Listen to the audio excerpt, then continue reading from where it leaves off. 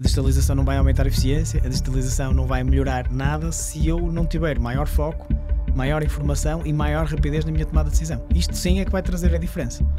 Acho que é melhor tomar decisões e antes de uma má decisão do que decisão nenhuma. Fazer desenvolvimentos in-house de soluções de software nunca correram bem, pelo menos na minha experiência. Olá, bem-vindos ao Connected Shop Floor, o podcast onde falamos sobre oportunidades, desafios e conquistas no mundo de chão de fábrica. Sou Marco Chan Carvalho e no episódio de hoje contamos com Manuel Gaspar, diretor industrial da JC Ribeiro. Olá, bem-vindo, Manuel. Olá, Marco. Como sabes, é um gosto estar aqui, pela empatia que nós fomos criando, e deixa-me dar os parabéns por esta excelente iniciativa de trazer algumas informações e debates da indústria para a parte de digitalização e para a parte tecnológica. Bom, muito obrigado, Manuel.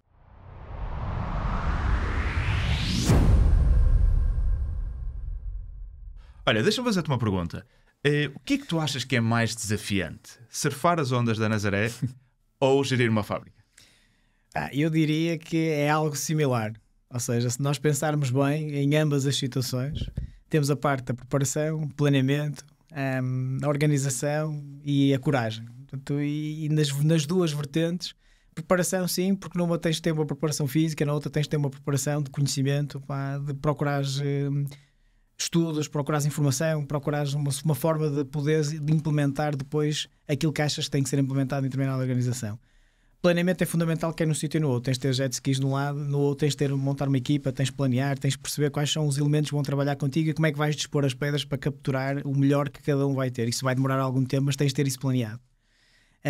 A parte da coragem é fundamental, ou seja, descer uma onda daquela dimensão é preciso ter coragem, assim como é preciso ter coragem para tomar decisões também nas organizações. Portanto, não são tarefas sempre simples, nem são tarefas sempre simpáticas, mas temos que tomar essas decisões, porque sem decisões ficamos aqui num mundo que fica meio esquisito, nem anda para um lado, nem anda para o outro. Portanto, acho que é melhor tomar decisões e antes uma má decisão do que decisão nenhuma. Portanto, acho que as duas se comparam nesta ligação de planeamento, organização, coragem. Olha, eu não sei se a mim me apanhas a surfar uma onda da Nazaré, mas se calhar aquelas pequenas. Podes tentar. Olha, uma coisa que eu acho mesmo interessante nos teus 20 anos de experiência neste mundo industrial é que tu já trabalhaste em setores muito distintos uns dos outros, não é? Começaste na parte alimentar, no mundo do grupo Superboc, depois também trabalhaste nas cereais bastante tempo, não é? A seguir disseste, ok, isto alimentar muito interessante, mas vou para o têxtil, um mundo, imagino eu, bastante diferente, e agora disseste, ok, próximo desafio, vamos então para o mundo da cortiça e para as bebidas premium. Eu vejo aqui 3 setores que acredito que sejam estruturalmente diferentes. Eles são efetivamente no dia-a-dia nestes problemas que temos que resolver no mundo industrial, ou é um bocado tudo o mesmo jogo? É assim, no fundo acaba por ser a procura das mesmas situações. Ou seja, procurar sustentabilidade, procurar eficiência, procurar digitalizar em termos de informação, procurar capacitar as pessoas. No fundo, todas estas áreas ou todas estas indústrias procuram isso. Obviamente que cada uma delas tem a sua especificidade e tem a sua capacidade de ter mais ou menos a automação ou mecanismos que permitam fazer produtos não tão manualizados, ou seja, não precisas de tanta mão de obra intensiva para fazer determinados produtos. O caso das bebidas e o caso alimentar é facto disso. Portanto, tens muito processo automatizado. Portanto, é preciso ter conhecimento para dominar depois esses equipamentos e ter aqui um upskilling e reskilling das pessoas para conseguir acompanhar também estas evoluções. Aquilo que eu sinto e que senti muito no têxtil foi que parece que a indústria da automação, digitalização e de ferramentas que permitam desacelerar um bocadinho a utilização intensiva de pessoas, parece que ficou estagnada no tempo. Ou seja, há uma procura muito grande sobre a tecnologia dos materiais, sobre a forma como podes fazer modelação através da digitalização, e é muito forte isso, mas depois, na essência da fábrica, no coração da fábrica, onde aquilo começa a bater e precisa irrigar sangue, sentes uma ausência desta automação, de olhar para os equipamentos e dizer, se nós conseguimos fazer ligações mais simples, mais direitas entre máquinas, que nem sempre é fácil, mas se nós conseguimos fazer isso, aliviamos aqui esta pessoa e podemos pôr esta pessoa focada a fazer, se calhar, controle de qualidade, que às vezes não tem disponibilidade para fazer porque está a fazer uma operação.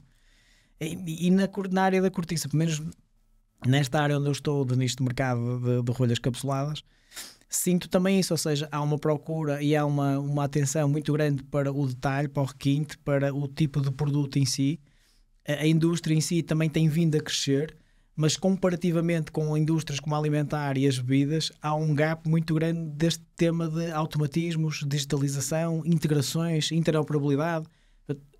Tem vindo a crescer e acho que se continuar a crescer vai chegar ao pelo menos próximo destes patamares de automação e sermos mais competitivos, ou seja, sermos mais rápidos, que garantimos que fazemos o produto sempre da mesma forma e da forma igual e nunca perdendo, como eu costumo dizer, na essência da JC Ribeiro, é não perder a essência daquilo que levou a empresa a chegar a este patamar. Mas isso não significa que nós tenhamos que ficar cristalizados no tempo, não é? Significa que temos que automatizar determinados processos, mas garantindo a qualidade e o serviço que nós propomos. E acho que todas as organizações que tiverem esse princípio conseguem manter na sua essência e na sua gênese aquilo que a empresa é, porque são as pessoas que foram desenvolvendo a organização, mas com os automatismos permitem ser mais competitivos, mais expeditos, mais rápidos, se calhar até reduzirem determinados custos, apesar dos investimentos serem altos, mas isso permite-nos estar preparados para uma avalanche de produção, para uma necessidade de pico de produção. Diria que as diferenças são por aí, ou seja, foi-se focando muito, se calhar por ser mais simples até. Portanto, numa área de engarrafamento, se calhar é mais simples nós automatizarmos e pomos transportadores e ligar as máquinas, do que propriamente numa confecção fazer a montagem das peças todas através de um automatismo. Mas se nós não pensarmos neste desafio, também nunca o conseguimos superar. Se não pensarmos na forma de como é que o podemos ultrapassar, não vamos nos desafiar para tentar perceber como é que fazemos esta alteração e implementamos esta dinâmica. Diria que é um bocadinho por aí. Sim, não sei se respondi à tua pergunta. Respondeste totalmente. Olha, aqui o que eu ouço muito quando vou a diferentes fábricas é, aqui na minha fábrica este mundo é totalmente diferente. Eu sempre ouvi isso. O que anda por aí, funciona muito bem, mas você aqui... veio das bebidas para aqui, mas isto não é as bebidas, isto é alimentar. Exatamente. Isto é o texto, não é alimentar. Exatamente. Isto é a cortiça, não é o texto. Exatamente. Mas no fundo chegas e dizes, mas é tudo processo. Isto vai entrar aqui um porco, vai ter que sair chouriços no final. Portanto, como é que nós controlamos o processo? Como é que nós dinamizamos as pessoas? Como é que pomos objetivos nas coisas? No fundo, em todos os setores ou em todas as indústrias, isto é o que está no cardápio, no menu da entrada, não é? Exatamente.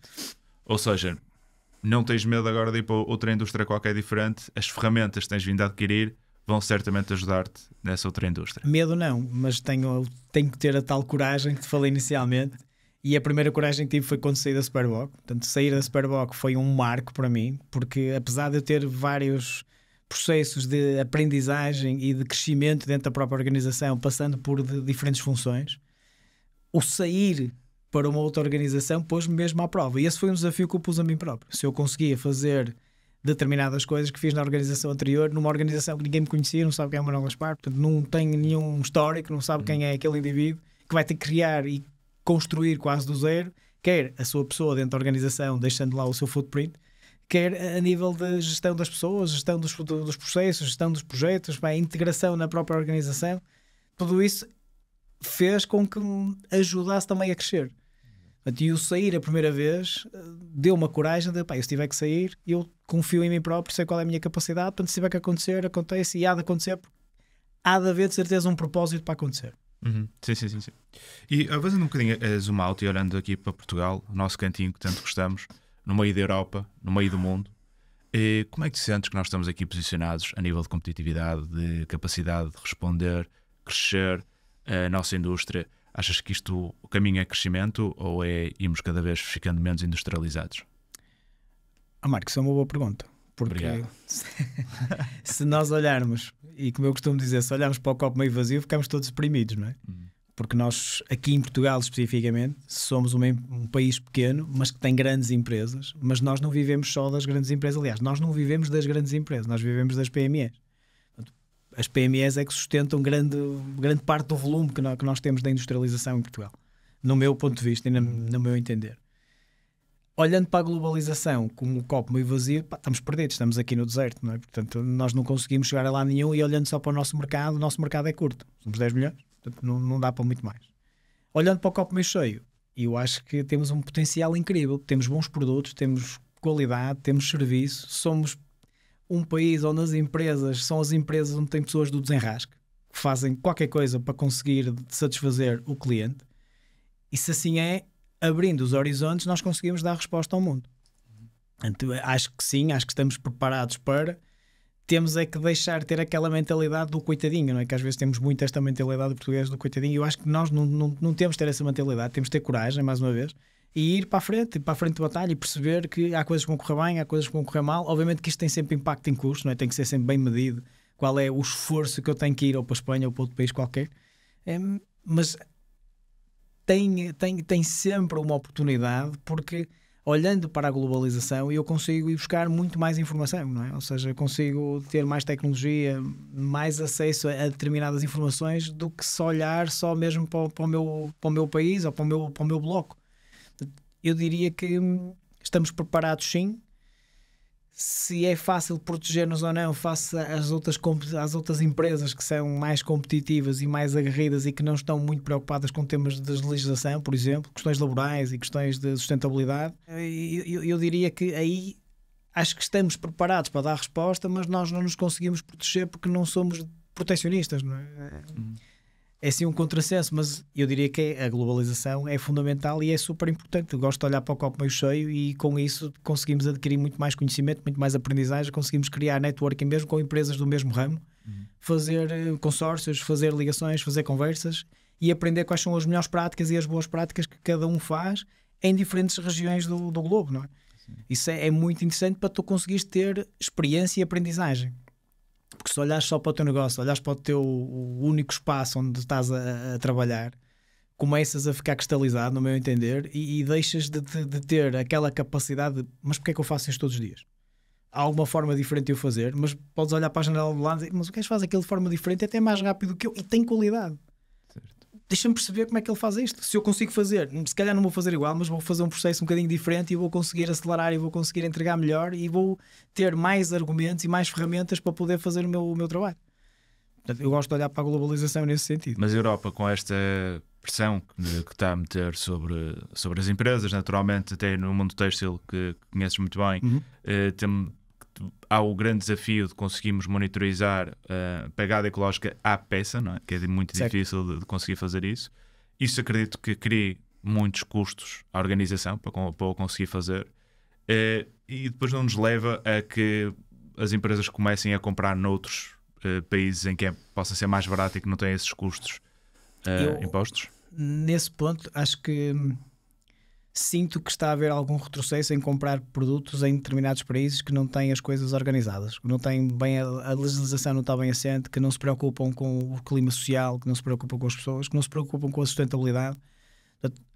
Portugal, em conjunto, aliás, até é mais a Europa que está a passar isso, e Portugal está-se a preparar para isso na área têxtil, que é olharmos muito para o ciclo de vida do produto, o LCA e o passaporte digital, onde vais ter um footprint e um registro desde a matéria-prima até à entrega para o cliente final.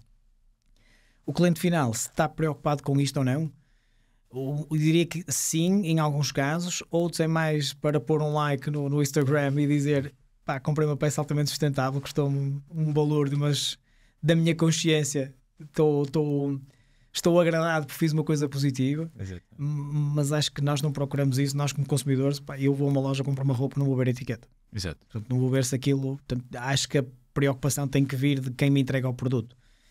E acho que isso está a acontecer. Portanto, as empresas estão preocupadas com isso, senão não estavam à procura de softwares e de desenvolvimentos e de integrações que permitam analisar todo o ciclo de vida do produto, registar isto num passaporte digital, dizer a peça está aqui, se quiser verificar, está aqui a rastreabilidade total da peça, das matérias-primas, onde é que ela foi construída, qual foi o material que foi comprado. Todo este processo permite ao consumidor ter esta informação. Se ele utiliza ou não, se for um consumidor como eu não utilizo. Mas de consciência, se as empresas fizerem isto, eu acho que nós vamos começar a ter essa consciencialização de que os produtos, afinal, são mais sustentáveis porque alguém pensou neles. E na área têxtil, o tema da sustentabilidade eu diria que não é conversa do dia, mas é uma conversa para dias. Sim. Porque o desperdício do têxtil, que não é só gerado na empresa, ou não é só gerado na indústria, é gerado muito por nós, não é? Um gajo veste uma peça e daqui a 2 dias, se calhar já não gosta dela e já não sabe muito bem o que lhe há de fazer. E já está a existir este reintroduzir deste material novamente no processo, ou seja, arranjar formas de reciclagem e de reintrodução novamente no fio para produzir a malha e não sei o quê. Portanto, eu acho que é importante nós olharmos para estes fatores de como é que eu resolvo um problema que vou criar na sociedade. E se as empresas pensarem nisso, consegue-se rapidamente pensar e ter as soluções. E voltando um bocadinho atrás, e se calhar referindo o tema da globalização, que acho que era importante, e nós passamos aqui uns períodos difíceis no tema do Covid, e se não fosse a globalização nós estávamos tramados, não é? Porque não conseguíamos contactar com ninguém. E esta globalização permitiu que nós contactássemos com as pessoas e também serviu de aprendizagem, nomeadamente na era dos chips, não é? Portanto, andamos aí à procura dos chips e eles não estavam do outro lado do mundo e não havia forma de os trazer para cá. E fizemos isso numa ótica de globalização, de partilhar responsabilidades, fazer deslocalização de fábricas porque é mais simpático para os custos, o consumidor final também paga um bocadinho menos. A questão é que nós pagamos todos um bocadinho menos, mas agora estamos a pagar todos um bocadinho mais a fatura, porque é difícil nós conseguirmos trabalhar desta forma não tendo a capacidade produtiva instalada na Europa, ou neste caso até em Portugal. A Infineon é um exemplo disso, não é? Era uma empresa enorme, foi mingando, porque foi sendo deslocalizada para outros sítios por questões de pricing. E neste momento está a fazer um crescimento. Portanto, nota-se e verifica-se este aumento de crescimento com as obras que menos estão a acontecer e na vivência do dia-a-dia quem passa lá, começa a haver a movimentação que existia no passado. Estão a criar mais um pavilhão, não é? Criar mais um pavilhão, portanto, e isso faz com que volte novamente a industrialização para a Europa, para nós estarmos preparados e capacitados para dar resposta às necessidades. Não vale o diabo de selas haver aí um Covid-2. Exatamente. E nós conseguimos ter na mesma os chips que há para fazer o trabalho que precisamos de fazer. Sim, é exatamente essa parte que eu acho que é interessante pensar e discutir um pouco, que estamos a voltar a trazer nearshoring a produção. Eu sinto isso. Sentes que está cada vez mais, mesmo com este peso da regulamentação em cima, que eu acho que tu tens dois caminhos, não é? Ou a Europa impõe isto e lá está, perdemos competitividade para outras grandes áreas, ou então lá está a parte do consumidor, não é? Se fosse o consumidor a pedir, tudo a partir daí funcionava, porque certo. De resto imagino que preço é rei, não é? Custo é que manda. O preço manda sempre. O preço manda sempre. O preço manda sempre, mas às vezes nós temos determinadas atenções para o preço, porque nem sempre compramos o mais barato. Portanto, olhamos, e se comprar umas sapatilhas de uma determinada marca, depois vou ver quem é que fez aquilo e pronto, ok, a sapatilha é espetacular, mas isto foi feito do outro lado do mundo. Portanto, não foi feito aqui na Europa. Mas tu como consumidor. E eu como consumidor. Como produtor tu queres mais barato. Como produtor nós procuramos sempre soluções que sejam menos custosas e que consiga garantir a qualidade do serviço. Mas mesmo assim eu continuo a achar que as principais empresas têm que ter... Também tem que vir das empresas. Tem que vir das empresas. Tem que ter especial atenção para, se nós queremos colocar os nossos produtos de determinada forma, com determinada qualidade, com determinado serviço, e queremos ter a capacidade de ser autónomos para fazer isso, nós podemos fazer determinadas deslocalizações, mas temos que nos manter fiéis aos princípios. Se eu tenho determinadas regras na Europa e se tenho uma fábrica deslocalizada noutra parte do mundo, eu tenho que garantir que as regras de sociais e as regras de elaboração e as regras de remuneração são iguais no outro lado do mundo. Obviamente nós temos que nos adaptar depois às leis do próprio país, claro. Mas isso não quer dizer que eu tenha que abdicar dos princípios de trabalho que tenho numa fábrica ou na outra. Sim. E se isso acontecer realmente, acho que aí conseguimos realmente ganhar algumas formas de proteção daquilo que nós produzimos na Europa e da forma como temos produzido. Portanto, e não olhando só para a Europa, se nós trabalhamos todos de regras iguais, aí demonstra a verdadeira competitividade. É como é que eu consigo fazer mais barato do que ele, sem ter que denegrir aqui determinada, ou sem ter que cortar aqui determinada regra de laboral, não é? Ou seja, não pago aos sábados porque me fica mais barato fazer a peça. Claro. Mas o tipo vai trabalhar na mesma ao sábado. Se nós tivermos as regras iguais, aí sim é uma competitividade mais saudável. Sim. É a mesma coisa que eu for correr contigo, não é? Sim. A malta que treinar mais, que se esforçar mais e que tiver mais capacidade de sacrifício vai conseguir chegar mais rápido. Eu diria que a comparação é muito esta. Sim, mas se calhar eu tenho que correr com um saco de 5 kg às costas por causa da burocracia toda que existe, e tu não vais sem esse saco, e aí mesmo que não estejas tão bem preparado, podes-me ganhar. Eu acho que é podes-me ganhar a correr. Acho que é essa a mesma analogia. Olha, mas diz-me, tu há um bocadinho tocaste num conceito que é mesmo interessante, que é o passaporte digital de cada produto. Isto significa que eu vou conseguir perceber exatamente as cambalhotas todas que aquele produto deu. Sim. Por onde é que viajou, de onde é que veio, qual é a origem, onde é que foi apanhado o algodão, como é que ele foi transferido, em que zona do mundo é que ele está, como é que ele foi trabalhado, aonde é que foi produzido o fio, onde é que foi feita a produção de malha, onde é que ele foi produzida a peça e onde é que ela depois entrou no caminho de distribuição. Portanto, todo este rastro nós vamos ter capacidade de fazer, mas isto obriga a que as empresas aumentem a sua capacidade de digitalização, aumentem a sua capacidade de interoperabilidade e, fundamentalmente, aumentem a sua capacidade de partilha de informação. Exatamente. Que tem que se perceber qual é a partilha de informação. Porque há informação que é restrita e tem que ser restrita, mas há informação que deve ser partilhada. E temos que perceber qual é essa informação e qual é a latitude de informação que eu posso partilhar entre empresas, ou entre parceiros, ou entre o meu cliente final. E isso está definido. Está definido, não está definido em detalhe o que é que cada um partilha. Está definido como é que é o fluxo e que tem que existir uma rastreabilidade desde o início do processo até ao final. E isto envolve... Isso vai ser uma coisa obrigatória. Mas isso envolve imensos países diferentes, não é? Imensos países, interlocutores sim, diferentes, sem dúvida. estágios de maturidade muito diferentes. Sem dúvida. Como é que consegues... Tens empresas com ERP, tens empresas sem ERPs, tens empresas que estão digitalizadas, tens empresas que não têm. Esse é o grande desafio. É como é que tu consegues ter um fio condutor ou um denominador comum para conseguir fazer as ligações nas várias entidades e com as várias ferramentas. Exatamente. Então aí tocamos no ponto da tecnologia, que já tocamos agora algumas vezes. O que é que tu achas? A tecnologia é necessária na indústria? É preciso apostar nisso? Eu espero que digas que sim. E já agora, quando olhas assim para um conjunto de ferramentas, o que é que... tens o teu budget, tens que investir em algumas áreas. O que é aquilo que a indústria tem mesmo que começar a ter e que vês que é... sem isto, meus filhos, estamos a começar a perder grandes passos de competitividade. Em todas as indústrias, aquilo que eu sinto e aquilo que eu tenho presente no meu dia-a-dia é preciso de informação.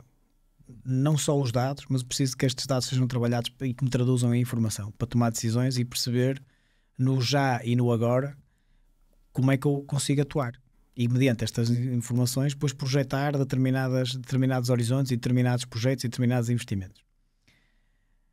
Mas diria que a indústria urgentemente, e é uma coisa que se fala, toda a gente sabe que é super importante, que é a digitalização. Isto é espetacular, mas para digitalizar não é só chegar lá e digitalizar um documento. Temos que pensar mesmo de uma forma digital. Como é que eu consigo olhar para a minha fábrica e transformá-la numa área digital? Olhar para os equipamentos e perceber se eu consigo fazer determinadas simulações em ambiente de qualidade num software qualquer, numa aplicação qualquer. Como é que eu consigo tirar determinados dados com máquinas completamente fechadas de determinados fornecedores, que eu preciso daqueles dados para conseguir trabalhar no meu dia-a-dia e fazer as minhas análises e conseguir trabalhar com as minhas equipas e perceber quais são os indicadores que nós temos que melhorar. Mas para eu melhorar preciso ter mesmo esses indicadores, preciso ter essa informação. Eu diria que é transversal a todas as organizações, toda a gente sabe que é importante, até para sermos mais competitivos, porque sem informação andamos um bocadinho a navegar à vista. Mas é difícil depois passar desta importância de informação para real investimento. É mais fácil nós investirmos no equipamento e é fácil porque tu consegues comprar um equipamento, consegues ter um retorno daquele investimento, porque é algo palpável, não é? Tu compras um equipamento, sabes quanto é que ele produz, sabes quanto é que ele custa, sabes qual é o benefício e aquilo dá-te um cálculo. É matemática.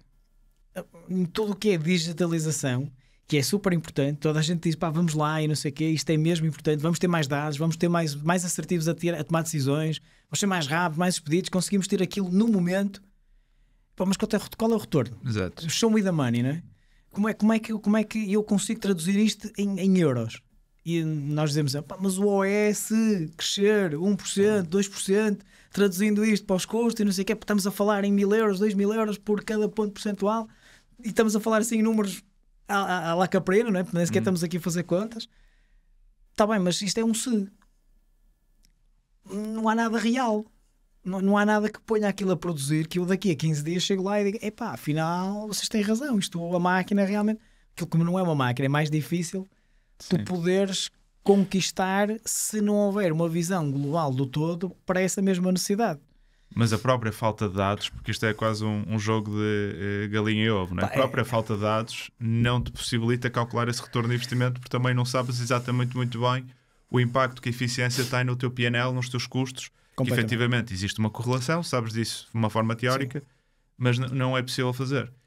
E tu pá, que eu acho que já tens alguma experiência neste mundo encantado da digitalização. 1 ou 2 dias.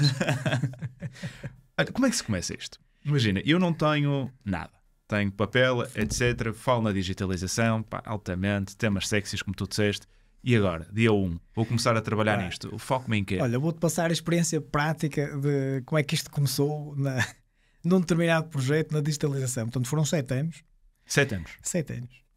Então aquilo deve estar agora... Partir pedra. Não, de partir 7.0. pedra. 7 anos de partir pedra, não é? De demonstrar a necessidade, de perceber como é que nós íamos montar aquilo, que equipamentos é que conseguíamos ligar, que registros é que existiam que podiam ser digitalizados, qual era o trabalho burocrático, quantas horas é que aquilo ocupava na equipa para fazer registros em papel, em Excel, no que fosse. Até demorou 7 anos até que conseguimos fazer alguma coisa. E eu chego à conclusão que não é preciso este tempo todo. Portanto, este foi um período de aprendizagem. Espera aí, foram 7 anos de preparação só? De preparação, de testes, de simulações, de levantamentos, de consultorias, de olhar para aquilo tudo e dizer, pá, isto é mesmo importante, venha mais uma empresa fazer consultoria, vamos fazer mais uns fluxos, vamos alterar isto tudo. Assim, pá, rapidamente, quanto dinheiro é que achas que só de horas vossas das pessoas, dos consultores, um número de esta preparação andou em que casa de investimento? Não consigo ter uma precisão, mas fazendo umas contas rápidas, olhando que para cada ano que a gente tenha trabalhado perdesse ou ganhasse na sua totalidade pelo menos 1 a 2 meses de trabalho em horas de engenharia, portanto acho que é fácil fazer a conta. 50 euros por hora para a malta de consultoria durante esse período de tempo foi uma pipa de nota. Não foi dinheiro perdido, até porque não foi dinheiro que foi desembolsado assim em cash total, não é? Foi-se distribuindo, não é? Exatamente. E há coisas que nem tiveram valor de quem esteve a trabalhar, sim, mas a nível de faturação, encomendas, não houve esse registro, mas há um consumo interno de ambas as empresas para esse mesmo desenvolvimento que acabam por ganhar. Mas este período de aprendizagem também foi importante, porque nós começamos logo cá em cima. Vamos fazer inteligência artificial. Espetacular. Mas não tinham nada. Não tínhamos nada. Portanto, vamos fazer inteligência. Nós precisamos de um algoritmo que comece a prever que isto vai falhar. Espetacular. Portanto, começamos logo por aí. Começamos logo mesmo lá em cima, no telhado. Depois começamos a descer. Mas eu, para perceber isto, eu preciso descer mais um bocadinho, porque eu preciso de alimentar o algoritmo com determinados dados. Mas nós temos aqui uns dados, umas folhas de Excel e tal. Então pronto, vamos fazer aqui uma simulação com as folhas de Excel. Mas isto não tem grande fiabilidade. Estas folhas de Excel são manipuladas, são introduzidas manualmente alguns dados e isto não me permite ter a assertividade que eu queria ter em determinado algoritmo. Então vamos descer mais um bocadinho. Vamos aos PLCs buscar informação. Não dá. Conseguimos ir a um ou outro, mas os outros são bloqueados, não temos acesso ao software, não conseguimos ir buscar a informação toda. Volta a estar caseiro. Como é que nós vamos fazer isto?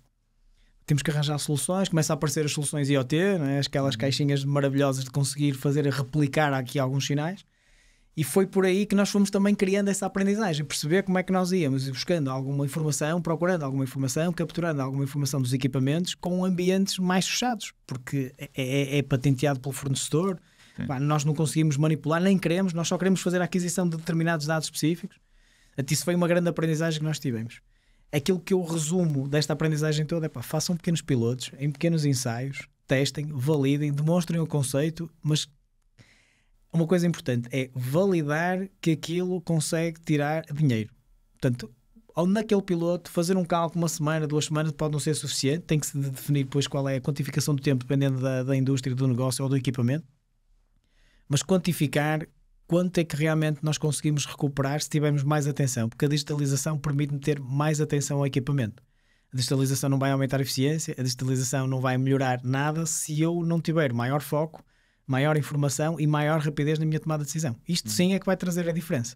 A digitalização só por si traz-me as tais coisas sexys, traz-me os números, traz-me os gráficos, traz-me aqui uma série de informação espetacular, mas se eu não fizer nada com ela, continuo exatamente na mesma. Tenho 70% ou é aqui e com a digitalização continuo a ter 70%.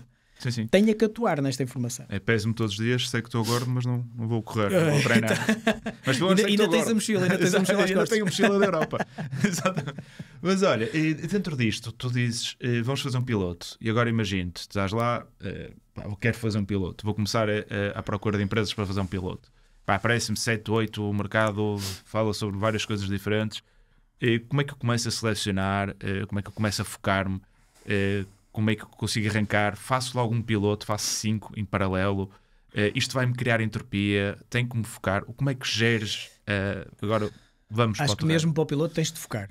Para já tens de ter experiência. Acho eu que é preciso ter alguma experiência, nomeadamente experiência de liderança, de organização e perceber o que é que queres como output final. É o meu entendimento nestas soluções da transformação digital.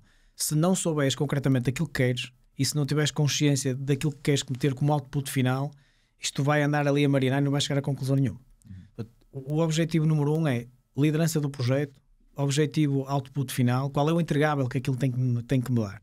Partindo deste propósito ou desta definição de como é que eu quero implementar isto, olhar para as empresas e perceber se elas dão resposta para aquilo que tu queres especificamente.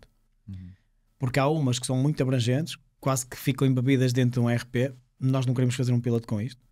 Há outras que só conseguem tirar uns dados e apresentar ali uma coisinha. Também não queremos ter isto. Depende muito daquilo que queres ter como output final e perceber quais são as valências dessa organização, se consegue ter ou não capacidade interna para poder fazer ligação de equipamentos, desenvolvimento adicional que seja necessário, fazer um acompanhamento quase de consultoria, até de coaching, de ensinamento, como é que a ferramenta trabalha, como é que nós conseguimos adquirir melhor a informação e olhar para ela de outra forma, como é que conseguimos estruturar, porque às vezes falamos em OEs, mas a malta não sabe muito bem como é que aquilo se calcula. Há muita gente que diz que sabe o que é OE, mas depois chegamos à conclusão que afinal o OE não é igual para todos, porque há uma série de variantes, mas há uma regra, não é? Pelo menos já há uma regra definida. E isto depois torna difícil para o próprio implementador. Portanto, se o próprio implementador tiver conhecimento, tiver experiência, conseguir perceber quais são as dificuldades também de quem está a solicitar esta informação, nesta parceria de fornecedor-cliente, que acaba por não ser só fornecedor-cliente, é mesmo uma parceria de trabalho, acaba por se chegar à solução. E tu rapidamente, em 3, 4 conversas com determinados fornecedores ou com determinados implementadores de soluções, consegues chegar ali a 2, 3 conclusões. O gajo tem capacidade interna, o gajo percebe disto, já implementou e implementou com sucesso. Estes fatores ajudam a depois tomares a decisão. Não vais fazer 10 pilotos. Vais escolher do mercado determinadas empresas que te dão algumas garantias de taxa de sucesso daquela solução e que vai de encontro àquilo que tu precisas como output final. Lá está. A maior importância e a maior relevância e a grande informação que tem que ter é qual é o propósito, qual é o output final e estar focado neste resultado. E ter a consciência plena e a ideia clara do que é que tu pretendes ter com aquilo no final.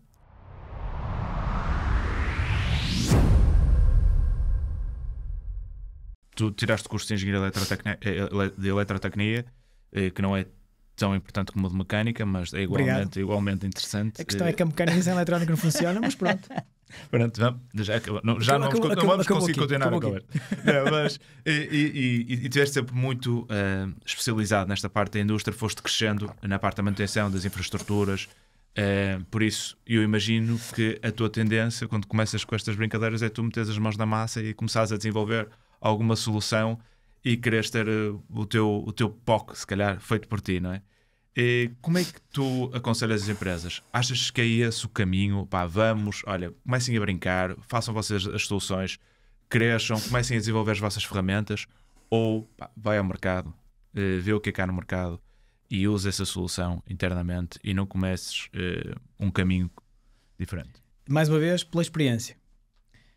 Fizemos isso durante algum tempo. Foi como é que nós conseguimos capturar dados dos equipamentos sem suporte de ninguém. Conseguimos internamente, sim ou não? Conseguimos. Então vamos tentar fazer aqui umas coisas. E isto serve de aprendizagem de como é que nós vamos buscar a informação e que informação é que nós conseguimos ir buscar e que dados é que nós conseguimos transportar cá para fora. Quando se trata depois do tratamento destes dados, aí a coisa é diferente. Porque aí precisamos de ajuda. Porque não temos a disponibilidade, não temos as ferramentas certas para poder desenvolver e acho que mesmo tendo internamente vamos começar a desfocar-nos, porque nós temos que nos focar na organização, na empresa, no negócio e naquilo que tem que se fazer no dia-a-dia e potenciar esse mesmo negócio. Fazer desenvolvimentos in-house de soluções de software nunca correram bem, pelo menos na minha experiência. Faz-se umas brincadeiras, mas depois aquilo acaba por ficar encostado porque foi o Zé que fez, entretanto o Zé saiu, ninguém sabe funcionar com aquilo, aquilo vai ficar lá encostado. Acho que é importante nós termos um misto. É importante as equipas internas das organizações terem o conhecimento e terem o know-how de como é que se faz, como é que se captura os dados, como é que se ligam os equipamentos. Em caso de necessidade também conseguem recuperar determinado equipamento ou fazer determinadas ligações. Toda a infraestrutura da hardware, acho que é importante quem está na organização dominar e ter conhecimento pleno de como é que aquilo se faz. E de saber que dados é que está a entregar a determinada aplicação. Quando se parte para a parte aplicacional, aí acho que não faz sentido desenvolver internamente, faz sentido ter as equipas de IT ou equipas similares a acompanhar devidamente o projeto, porque depois há questões de rede, há questões de comunicações, há aqui uma série de questões internas que depois são necessárias. Mas a nível mais de nicho, ou seja, olhando só para o espaço de desenvolvimento de software, acho que aí é preciso procurar soluções que sejam à medida daquilo que tu necessitas. Porque há uma grande tendência de quando queres digitalizar, vou digitalizar tudo. Exato. Mas tudo o quê? Tudo, a fábrica toda. Mas começamos por onde? Vamos começar por remodelar o ERP, embebemos também a digitalização e acabamos com o registro e pomos a qualidade e pomos a manutenção e quando vamos começar, a dada altura... Tens um elefante aqui. Temos um elefante no meio da sala e ninguém sabe como é que ele vai tirar de lá. Porque para já o elefante está lá na sala, né? Portanto, entrou e ficou lá dentro e agora as portas são mais pequenas, portanto não dá para sair. Exatamente. Tem que se pegar no elefante desculpem a expressão e o pano que me desculpe, temos que partir o elefante um bocadinho às postas e tentar segregar determinadas coisas, que é para nós conseguirmos chegar a bom porto, porque se misturamos tudo, e há uma grande tendência disto acontecer, por isso é que eu sou, na minha ótica e na minha forma de implementar estas ferramentas, eu prefiro ter ferramentas específicas para fazer determinada atuação e integrar estas ferramentas. Hoje em dia é muito mais simples fazer as integrações e a interoperabilidade entre sistemas e entre máquinas do que era no passado. E aproveitando essa tecnologia, lá está, voltando à globalização e à aprendizagem que fomos fazendo com toda a gente no mundo, como é que isto se vai fazendo e como é que as informações nos chegam, é mais simples fazer estas integrações com várias soluções, arranjar um módulo para a manutenção, arranjar um módulo para indicadores, arranjar um módulo para a qualidade, integrado sempre com o ERP para ter toda a parte transacional da própria organização, e isto tudo, depois ter uma ferramenta que me permita ligar toda esta informação de uma base comum e dizer, tenho estes dados todos, quero ver a qualidade na mesma plataforma, vejo, quero ver a manutenção na mesma plataforma, vejo, quero ver os tipos da logística, vejo, quero ver a comercial, vejo, e isto permite integrar um ecossistema numa visão comum e dar toda a informação que tu necessitas para cada uma das áreas. Eu vejo isto muito assim, vejo muito na particularidade de cada uma área ter a sua especificidade e a sua necessidade, do que ver uma ferramenta altamente global que vai fazer tudo, que depois no final do dia acaba por não fazer nada. Porque depois fica difícil, é uma ferramenta demasiado complexa para nós podermos trabalhar. Depois é só um provider específico que consegue fazer alteração naquela ferramenta. Se estivermos a falar num ERP, então ainda mais específico fica. E ficamos um bocadinho agarrados. Portanto, e depois não estás super dependente dessa ferramenta? A ferramenta, se quiser, a partir daí tem-te na mão. Imagina que consegues eventualmente fazer essa implementação. A partir daí, a empresa está totalmente dependente daquela ferramenta. Completamente. E tirá-la fora é... Completamente. E é como tu dizes, agora pegaste numa coisa interessante, que é o tirar fora. Portanto, para mim é importante... Não quer dizer que isso aconteça e pode não acontecer, e raramente acontece. Depois de implementar as soluções, elas vão ficando e vão-se alimentando e crescendo e fazendo aqui alguns desenvolvimentos adicionais. Mas o tirar fora para mim é mais importante, por muito estúpido que pareça. Claro, porque eu, se conseguir tirar uma peça fora sem que o castelo caia, significa que eu estou a fazer uma boa implementação, porque eu tenho um plug and play para a área da manutenção, para a área da qualidade, para a área da produção. Quero controlar a produção, esta ferramenta não sai, eu tiro, coloco outra peça e meto o sistema a funcionar. Obviamente que isto parece ser tudo muito simples, não é só ligar dois fios, mas é este pensamento que tem que existir. É como é que eu tiro esta peça no dia que isto realmente não me fizer sentido e meto outra, mais apetrechada, com outra capacidade, com outra visualização, mais sexy, para pôr aqui a trabalhar na produção. Eu consigo fazer isto rapidamente sem depender de ninguém, ou tenho que depender depois de todos os fornecedores para pôr esta peça a funcionar. Se tivermos este pensamento, começamos logo a pôr por terra todo o ecossistema. Quero uma ferramenta global para gerir a fábrica toda. Certo, é bonito, é sexy, é interessante, mas não funciona. Mas muitas vezes o que acontece é eu só quero falar com uma única pessoa, não quero ter aqui não sei quantos fornecedores. Depois o Manel vai dizer que não funciona por causa do Vítor, porque o sistema A que não está a funcionar é o sistema B, andam todos aqui à chapada e eu não percebo nada e no fim estou a pagar contas a toda a gente. Como é que se resolve então esse problema se de repente em vez de um provider tens 10, 20, vários providers diferentes? hoje em dia eu não sinto que haja esses problemas, porque se tu tiveres bem definido quais são as fronteiras de cada um, e quando fazes as ligações através de interoperabilidade com várias ferramentas, há um ponto que é comum. Portanto, se o A escreve num broker a dizer: eu nesta tabela estou-te a mandar uma variável X, e o outro lá está a ler a mesma variável X, não estou a ver problema nenhum. Se a variável vier para aqui, se for errada, e se o outro estiver a ler a variável errada, portanto, não é este que é o culpado a montante. E acho que se tiveres isto bem segregado, lá está, o saber tirar as peças. E para tirar as peças eu tenho que ter bem as fronteiras definidas, o que é que cada um tem que fazer e onde é que registra e o que é que registra.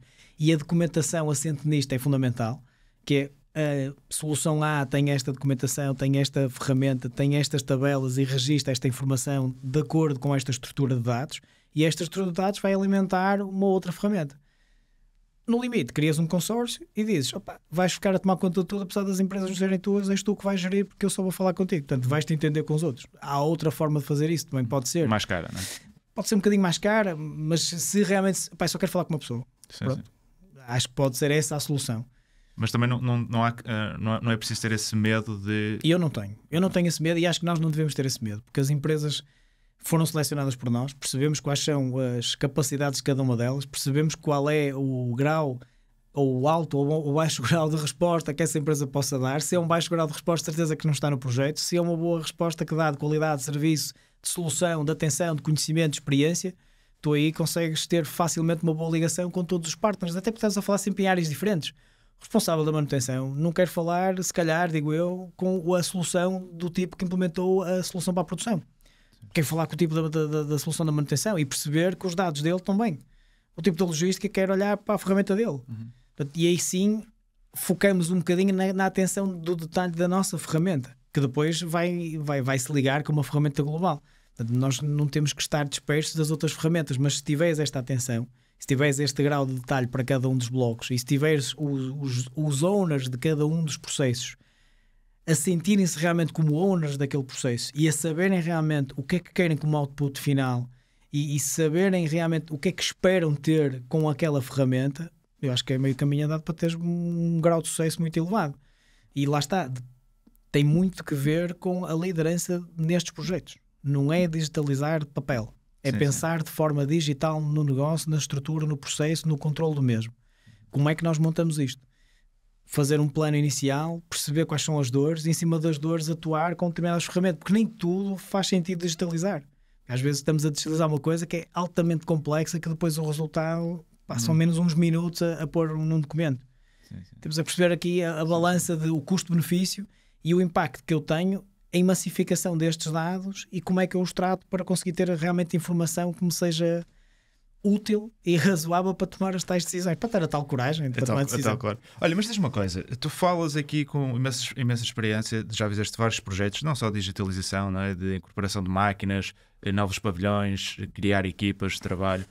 Imagino nestes 20 anos projetos infindáveis.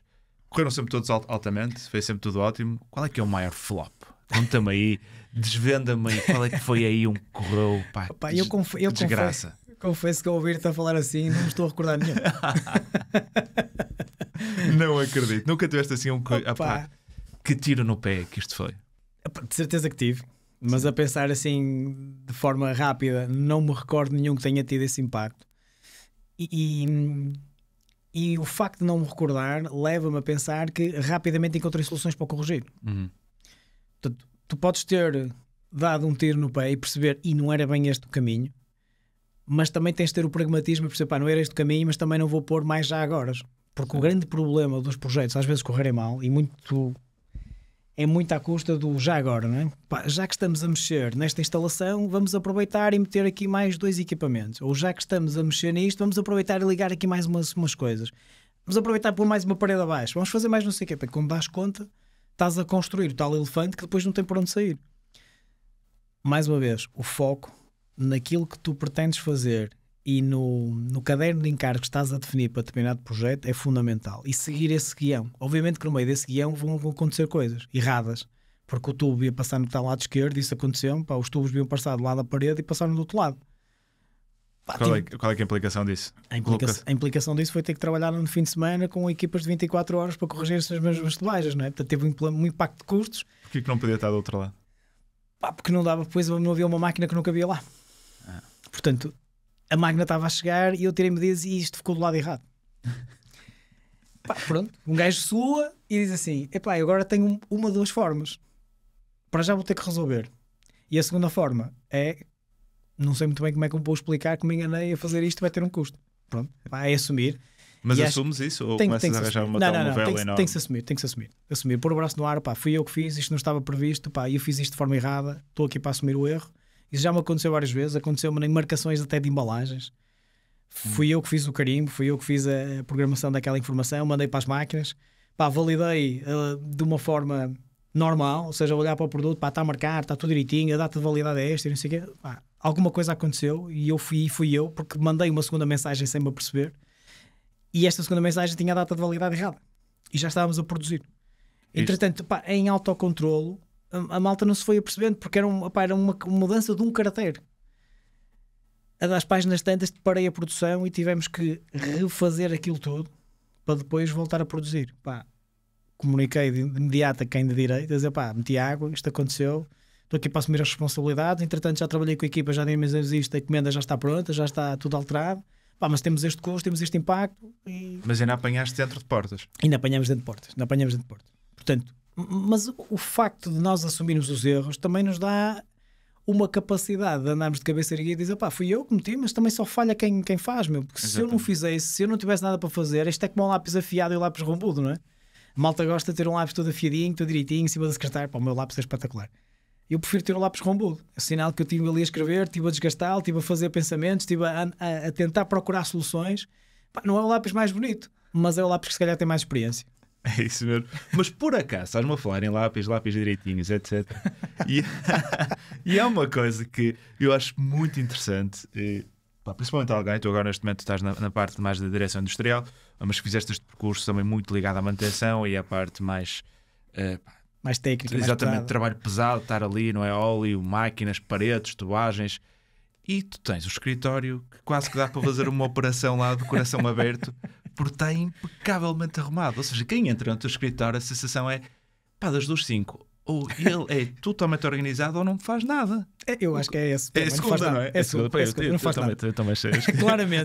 Claramente. Mas és muito organizado, não é? Pelo menos no teu trabalho és muito organizado. Sim, no meu trabalho tento ser, e faço questão de o ser, e aprendi isso muito cedo. Não para mim só, mas é uma forma de atuação para eu conseguir liderar pelo exemplo. Portanto, e tudo aquilo que eu faço, e a forma como me comporto, e a forma como falo com as pessoas, e a forma como eu me envolvo, e a forma como eu gosto de meter a mão na massa, é natural, é meu, é de mim. Portanto, não aprendi com ninguém, não é aqui uma pintura que se coloca em cima do Manuel Gaspar na fábrica. Portanto, eu sou mesmo assim, e as pessoas que me vão conhecendo até fora do ambiente de trabalho sabem que eu sou assim. Mas é a melhor forma que eu consegui entender e perceber ao longo desta jornada, que me foi tirando um bocadinho da área técnica e levando-me um bocadinho para a área da gestão, que consigo chegar às pessoas com este exemplo. É um exemplo natural meu, mas se eu tiver as coisas arrumadas, eu consigo exigir que as pessoas arrumem as coisas, exigir dentro daquilo que é razoável, não é? Mas consegue-se implementar determinadas rotinas e determinados pensamentos estruturados de organização, de limpeza, porque é mais fácil eu perceber onde é que estão os erros. Se tiver uma fábrica arrumada, sei que há uma fuga de óleo. Se tiver uma fábrica arrumada sem pós, sei que há uma fuga de pó. Portanto, estas informações, quando tu consegues capitalizá-las na tua equipa e olhando elas para a minha secretária, fica simples a dizer, pá, vocês podiam arrumar a secretária, porque não conseguem atirar a pedra para cima do vidro. E eu tenho alguns, que às vezes a secretária também está desarrumada. Certo. Não está sempre arrumada. Mas este é o facto de eu, com isto, conseguir passar às equipas a organização, ou a forma de trabalhar, e às vezes não andarmos tão atabalhoados no nosso dia-a-dia, porque em todas as áreas, nas áreas das operações, há sempre atropelos, não é? A malta quer acelerar, quer correr, Mas se nós dermos um step back, ou seja, às vezes eu digo a mesma equipa, deem 2 passos atrás, encostem-se à parede e projetem a fábrica para a frente e vejam como é que as coisas estão a acontecer, vejam como é que a malta se está a movimentar. Sim. Faz algum sentido? Andarmos aqui a correr foi de tolos? Pá, não. Vamos tentar perceber como é que a gente consegue dinamizar isto de outra forma, reduzindo fluxos, pá, tendo mais informação, tendo as pessoas com maior responsabilidade para tomarem decisões, para não andarem tão aflitas. Tudo isto tem a ver com a tal secretária mais ou menos arrumada. Mas isso aí acontece muito. O que estavas a tocar é um ponto essencial, que é as pessoas, quando querem começar um projeto, dizem, pá, e eu nem consigo fazer o trabalho do dia-a-dia atualmente. Eu estou a trabalhar 10, 12 horas, não consigo fazer o que estou a fazer. Como é que eu vou agora parar para fazer um novo projeto de melhoria? Como é que eu vou melhorar? E estou aqui totalmente no lodo. É impossível. Ou seja, eu estou no firefighting, que estás a dizer, certo. Eu estou aqui a apagar fogos, estou a correr, estou a sair no final do dia, estou tão focado nestas guerras. Como é que tu paras este momento? Olha, eu aprendi isso quando implementei um projeto na área da manutenção para implementarmos bem os planos de manutenção preventivos. Portanto, e isso ajudou-me a perceber que nós temos mesmo que parar. Não adianta andar a correr dia a dia e dizer não tenho tempo. Porque essa é a grande desculpa que toda a gente utiliza. Eu próprio também utilizava. Mas é uma desculpa ou efetivamente as pessoas não têm tempo? Pá, é uma desculpa. E eu chego à conclusão que é uma desculpa. O tempo é igual para todos e se nós nos organizarmos de forma diferente conseguimos ter tempo. Portanto, nós temos de ter tempo para a família, nós temos de ter tempo para os amigos, nós temos de ter tempo para casa, nós temos de ter tempo para nós próprios e o tempo é igual para todos. São 24 horas, menos o Samora Monchel que fazia mais 2 horas extraordinárias de noite, andava 26 para ele. Tirando isso, tirando isso, são 24 para toda a gente. Portanto, o tema que se coloca aqui tem a ver com a secretária arrumada, tem a ver com a organização, com o planeamento que tu tens que fazer para o teu dia-a-dia. E sim, há momentos que tens que sair às 7, às 8, às 9, às 10, porque há uma necessidade disso acontecer, mas não tem que acontecer todos os dias. Portanto, tu tens que organizar-te a ti próprio, organizar a tua equipa para serem corresponsáveis juntamente contigo. Isto é como os treinadores. Opa, o principal responsável sou eu. Mas há o capitão de equipa dentro da fábrica, há o capitão de equipa dentro de um campo de jogo, não é? Ele também manda uns bitates, também organiza ele próprio dentro da equipa como é que a malta ganha fibra. Sim. Se tu conseguires trabalhar isso, e é fundamental que tu trabalhes isso, que é pegares na tua equipa, organizá-la e pôr a potenciar cada um deles no melhor que eles sabem fazer em determinadas áreas, vais libertando algum tempo daquilo que é preciso tu teres para pensar, para fazer as coisas novas, para dar o tal step back na fábrica e perceber, pá, vou mudar isto, ou vou fazer isto, ou vou fazer isto de forma diferente, ou preciso mais informação ali, porque se não fizeres isto, estás sempre a apagar fogos. E este projeto que te estava a falar da implementação dos planos de manutenção teve muito a ver com isso. As equipas sempre a arder, não é? Portanto, bombeiro atrás de bombeiro, tudo a arder. Isso, temos de deixar de ser bombeiros e passarmos a ser proteção civil. Portanto, nós fomos proteção civil, somos os gajos limpinhos. Estamos aqui a prever, estamos a antecipar e chamamos o bombeiro. Se estivermos todos a fazer de bombeiros, a coisa não vai fluir, não vamos conseguir sair deste buraco. Estamos constantemente em 80% corretivas, não dá, meu.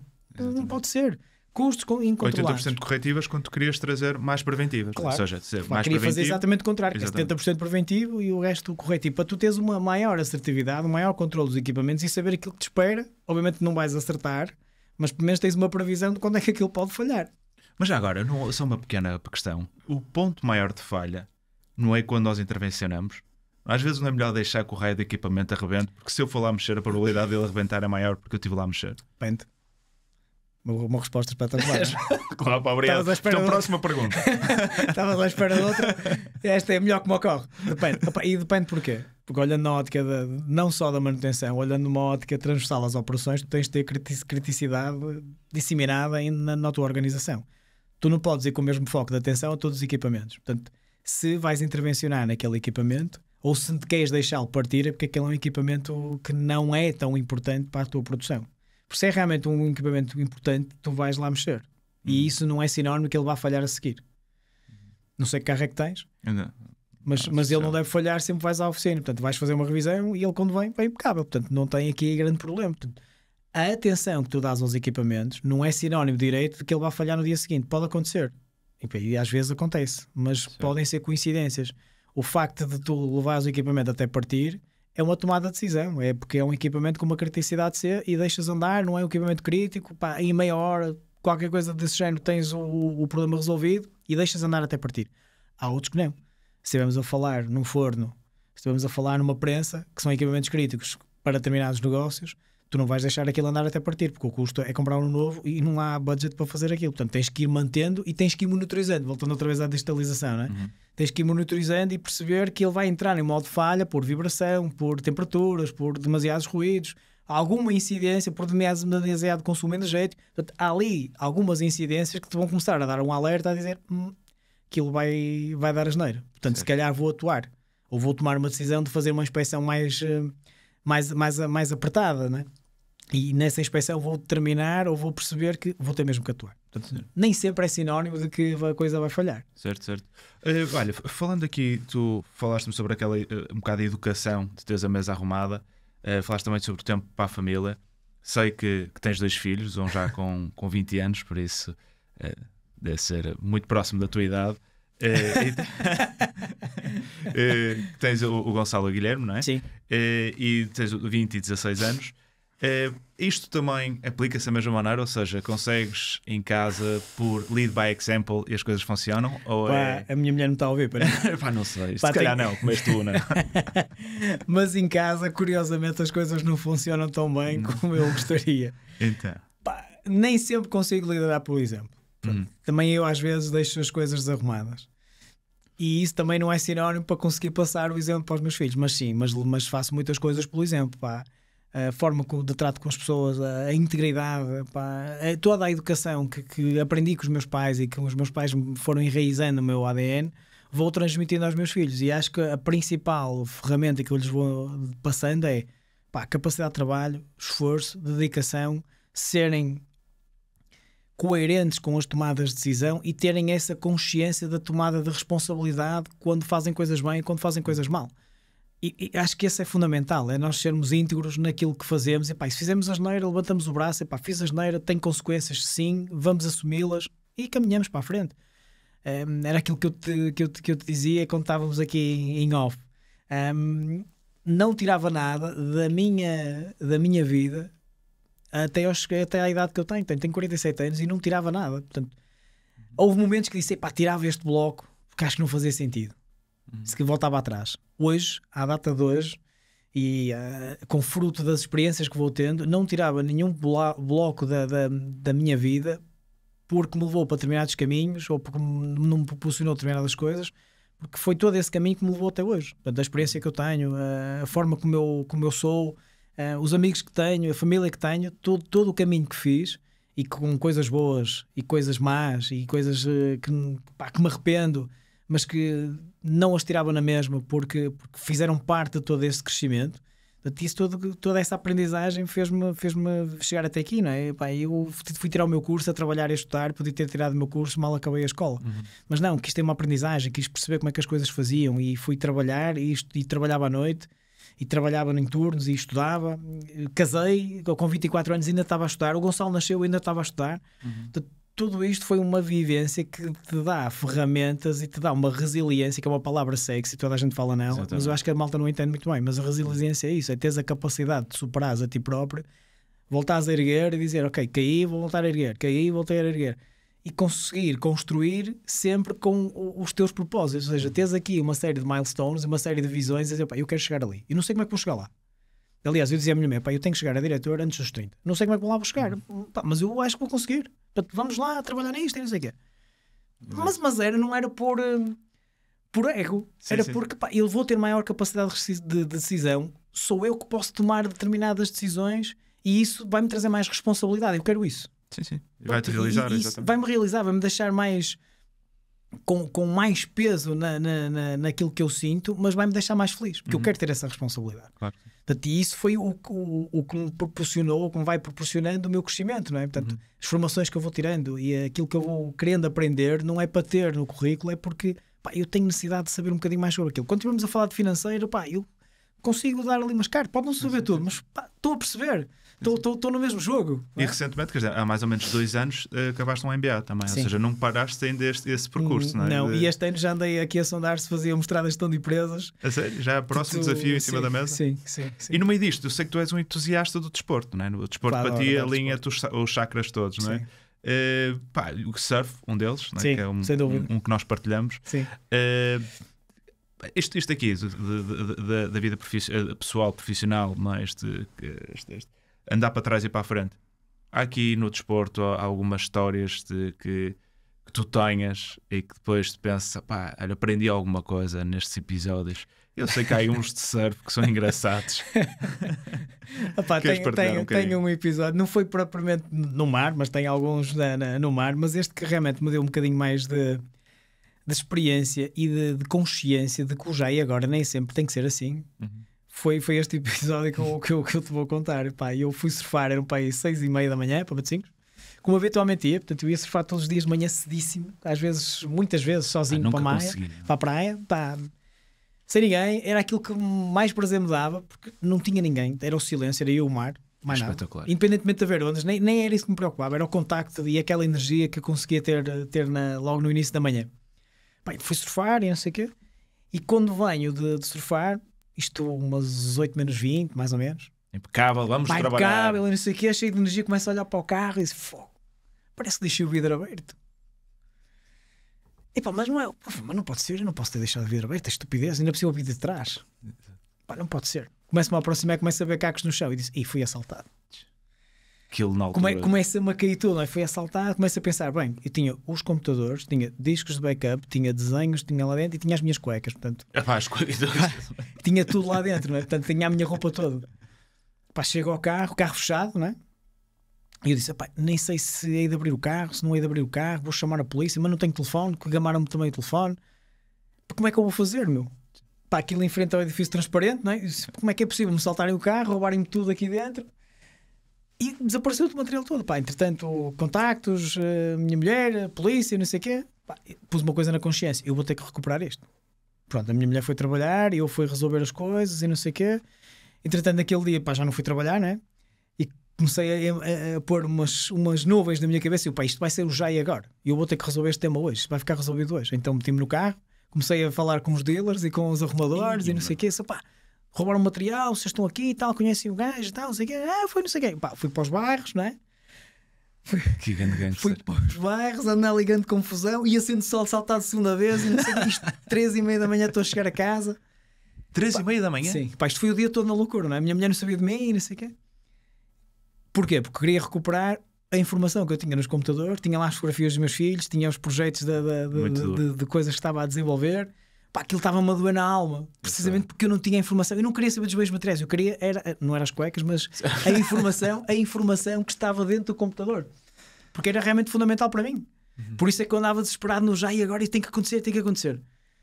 Pá, as páginas tantas desisti, porque não estava a conseguir nada, não é? Portanto, estava a ser sempre enganado e sempre a ser ludibriado e quase a ser assaltado segunda vez. Quase me gamava o relógio e não sei o quê. A sério? Epá, pronto. Ou seja, cheguei a casa e disse, pá, isto foi uma maior estupidez que eu fiz na minha vida. Portanto, eu tenho que ter consciência que o já e agora nem sempre é aplicado em tudo. Ou em quase tudo. Portanto, eu tenho que ter alguma capacidade e discernimento de pensar e fazer aquilo que há pouco te estava a referir, não é? Fazer o tal step back e perceber não há nada que eu consiga fazer para resolver este problema. Portanto, eu vou ter que arranjar outra solução, vou ter que pensar num plano B, e já devia ter pensado num plano B, devia ter as coisas estruturadas de outra forma, e isso ajuda-te depois no teu dia a dia a dizer, pá, espera lá, eu tenho que mitigar o risco, vou implementar isto, mas este é o plano A, está a correr tudo bem, e se correr mal, se eu não conseguir lançar encomendas, se eu não conseguir fazer a expedição de caminhões, se eu não conseguir fazer este trabalho porque estou a fazer esta instalação, isto não está a correr bem, ou estou a fazer a montagem deste equipamento, isto não está a correr bem, tens sempre um plano B. E o plano B está lá como subterfúgio, dizer, pá, isto se correr mal, eu sei onde é que me vou agarrar, porque a coisa está planeada, está pensada, está lá, e é só abrir a gaveta e vai arrancar. Exatamente. Hoje em dia tenho isso. Tenho 2 backups, um escondido no roupeiro, o outro não posso dizer. É isso mesmo. Olha, e agora, aqui um bocadinho já em modo de conclusão, falar um bocadinho sobre o teu trabalho atual. Estás na JC Ribeiro, não é? Que é uma empresa que faz a produção de rolhas capsuladas, como disseste, não é? E de alta qualidade e muito virada para o mercado mais premium das bebidas, não é? Vocês trabalham com as grandes marcas do whisky, etc. Já mais de 100 colaboradores, não é? Está a crescer bem a empresa, 40 anos, já 2 fábricas. Um desafio totalmente diferente. Estás aqui no meio da cortiça. Como é que... Conta-me só, como é que é possível estar no meio da cortiça em Portugal quando temos um gigante que, pá, vamos dizer que no mínimo tem um posicionamento muito importante no mercado? É possível abrir negócios nesta área? É possível abrir negócios nessa área, sim. Depende sempre do propósito, depende do teu nicho de mercado e, sobretudo, da qualidade e do serviço que tu proporcionas aos teus clientes. Nós falamos sempre, né, onde eu estou hoje, é um business to business, não tenho um business to consumer, não tenho um consumidor final que vá utilizar esta rolha capsulada. E tem muito a ver com isso, tem a ver com as ligações que tu vais criando em ambiente comercial, com os teus clientes, e depois com a qualidade de serviço. e com o propósito da organização, portanto, a história da organização. Aquilo que eu falei no início, de que nós podemos automatizar, podemos digitalizar, podemos nos profissionalizar, mas nunca podemos perder a essência das suas organizações. Cada organização é uma organização e tem a sua essência. Foi a forma como cresceu, conforme se desenvolveu, conforme vai interagindo com os seus colaboradores, não é? Com toda a dinâmica que vai criando, umas boas e outras más, mas é o que é. E sobretudo, a JC Ribeiro tem isto, tem este carisma de ainda ser uma empresa familiar, que tem a qualidade e o serviço e o propósito na sua gênese de ter uma ligação comercial muito franca, quase direta, com todos os nossos clientes. Portanto, e tenho a certeza absoluta que sim, porque nós somos os líderes neste mercado. Portanto, pode abrir várias empresas, mas é difícil concorrer connosco. Nós temos concorrentes muito ferozes, conseguem ter melhor pricing até às vezes do que nós, mas não têm a qualidade do serviço que nós temos. Portanto, nós conseguimos proporcionar isso, e acho que a diferença não tem a ver com ser a JC Ribeiro, com ser outra empresa qualquer. Portanto, tem a ver com aquilo que tu consegues proporcionar ao teu cliente final. Se isto é sinónimo ou não de eu garantir a permanência deste meu cliente ou deste meu fornecedor. Portanto, e é aí que está toda a diferença. É exatamente como na escolha dos providers, de quem é que vai fazer a implementação do piloto.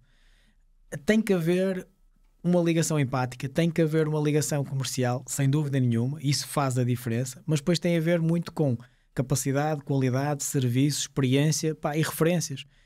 E isto é o que faz com que tu consigas subsistir, né, num negócio onde tens players muito grandes. Mas tu consegues fazer a diferença, porque tu és mais pequeno, mas consegues ser um líder no mercado, neste mercado que aqui está. Portanto, e a diferença está por aqui, porque és tu que consegues proporcionar isto a quem te compra o produto. Não precisas ser necessariamente o mais barato. Quando olhas para, agora, falaste bastante na sustentabilidade, falamos um bocado aqui no mundo industrial. Quando olhas para os próximos 5 anos, o que é que tu achas que as fábricas e o mundo industrial têm, quais é que são as práticas que eles vão obrigatoriamente ter que se focar para manter esta competitividade e manter visíveis no mercado? Como é que tu vês que vai ser agora aqui o futuro, um bocadinho já médio e curto prazo? Eu acho que isso já vai acontecendo. Na ótica da sustentabilidade, na gaveta das energias, eu acho que já vai acontecendo. Há energias renováveis, tentar comprar equipamentos que sejam menos consumíveis de energia, ou seja, que não sejam tanta de utilização intensiva de energia. Perceber que alternativas é que tu tens para fazer a climatização da fábrica com outro tipo de energia, fazer a alimentação de determinados equipamentos com outro tipo de energia. E mais uma vez, voltando ao Covid, o Covid deu-nos uma grande aprendizagem. Portanto, o gás disparou muito a nível de valor de mercado e toda a gente começou a comprar caldeiras de biomassa. Entretanto, a malta da biomassa percebeu que o gás estava muito caro, então também começou a subir o preço da biomassa com mais procura. Portanto, a lei da oferta e da procura ajuda a que os preços subam. Entretanto, o gás baixou muito e não sei o que é que a malta está a fazer com as caldeiras de biomassa, mas é importante mantê-las e é importante ligá-las com o tema da sustentabilidade, diminuição de dióxido de carbono, essas coisas todas da pegada carbónica, portanto, está tudo relacionado. Mas, voltando à essência eu acho que as empresas já fazem esse caminho, olhando muito para os temas energéticos e como é que fazem racionalização de energia mais eficiente, que projetos é que conseguem implementar. Portanto, isto já é um tópico que já vai trabalhando muito. Dentro da ótica da sustentabilidade tem a ver com os desperdícios. O que é que nós fazemos com todos os nossos resíduos? Que eu acho que há mais um negócio para gerar em prol disto. Que é todos os nossos resíduos, sejam eles proporcionados pela própria organização ou sejam eles proporcionados pelo consumidor quando faz a utilização destes bens, como é que nós conseguimos reincorporar isto novamente no processo? Falamos muito nisto, na recircularidade, na economia circular, mas eu não vejo as coisas a acontecer com a mesma velocidade que está a acontecer com as soluções tecnológicas. Estamos a falar sempre em coisas diferentes, é verdade. Se calhar é mais simples fazer um desenvolvimento de um software ou de fazer uma ligação a um equipamento do que estar a abrir uma unidade industrial para fazer recuperação de determinados produtos. Mas eu diria que o nosso foco tem que ser esse. Perceber que as UPACs são importantes, perceber que as eólicas são importantes, mas perceber também que aquilo tem 15, 20, 30 anos de validade e depois é preciso renovar. E renovamos por outros equipamentos iguais ou similares, ou mais apetrechados, ou com mais eficiência. Mas o que é que a gente faz àquilo que já estava implementado? Sim. Como é que nós pegamos naquilo e fazemos novamente um outro produto? Como é que reincorporamos aquilo em outros produtos, em outros negócios? acho que é muito esta procura de como é que nós pegamos em tudo aquilo que fazemos e voltamos a introduzir novamente no processo. Sim, ou em vários processos que até possam ser diferentes. Porque muitas vezes essa logística inversa é quase mais cara do que produzir desde o início, não é? Ou seja, voltar a meter no sistema não é propriamente... E depois o produto nunca fica igual, tá? A reincorporação de reciclado em cartão nunca é um cartão virgem. E depois em área de packaging consegues perceber que o cartão não é virgem. Consegues perceber que ele não tem o mesmo funcionamento mecânico que supostamente deveria ter, exatamente como os plásticos, depois não vão ter o mesmo comportamento, mas nós temos que saber lidar com isto e perceber como é que nós adaptamos os materiais para conseguir dar a mesma resposta que supostamente daríamos com um produto virgem. Mas é fundamental nós pegarmos nisto, porque há uma continuidade de produtos que vão saindo, não é? Claro, portanto, nós temos que perceber o que é que fazemos com aquilo. Temos que voltar a nós em casa incorporar. fazemos o redon, não é? Portanto, a comida supostamente não vai para o lixo, pelo menos em minha casa não vai. Portanto, fica guardada para o dia seguinte. O que é que a gente faz com isso? Tem aqui uma série de restos, fazemos uma quiche, fazemos um salteado, fazemos não sei o quê, para tentar aproveitar também aquilo que nós temos para não deitar ao lixo, não é? Portanto, e este pensamento acho que tem que ser um pensamento generalizado. Ele existe, é verdade, mas acho que temos que dar um empowerment, uma aceleração a esta ferramentas ou a esta industrialização da parte da reciclagem, seja ela qual for. Manuel, 5 estrelas, foi um prazer enorme. Muito obrigado por teres vindo. Obrigado, Marco. Foi bem bom. O prazer foi meu.